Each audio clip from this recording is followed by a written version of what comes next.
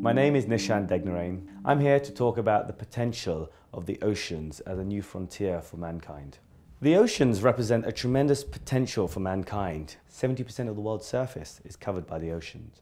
80% of the world's population will be living by the oceans by 2030.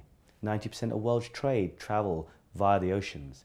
So there's tremendous potential on how we can use our oceans that today science and technology is now allowing us to explore and to use.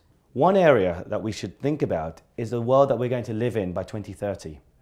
As we see the population growing to 9 billion people, we will need a source of protein to feed the growing middle classes. If we look at the alternative sources of protein, whether it's from beef or pork or poultry, these have a very significant carbon footprint.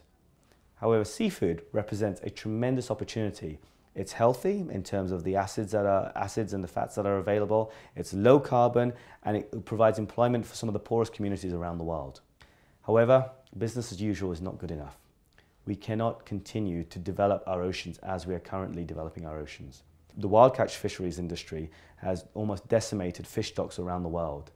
We need new technologies and new approaches in how to develop protein from the sea. This is where we're seeing the decline of wild catch fisheries, but the increase in aquaculture. Let's look at the entire breadth of the world oceans. Despite all the innovation we've had on land and air, we still rely on the oceans for world trade. Offshore oil and gas, when you look at the minerals and the energy that will be needed, we have both renewable and hydrocarbon, but also wind and new technologies such as OTEC using deep ocean currents.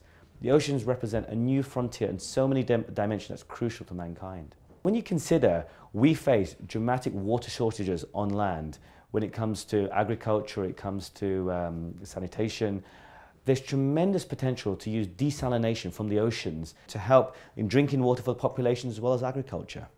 So we're only just beginning to explore the frontier of the oceans. This will require coordination from business, coordination from government, and the potential of technology. And we're starting to see that today as the technology becomes very real.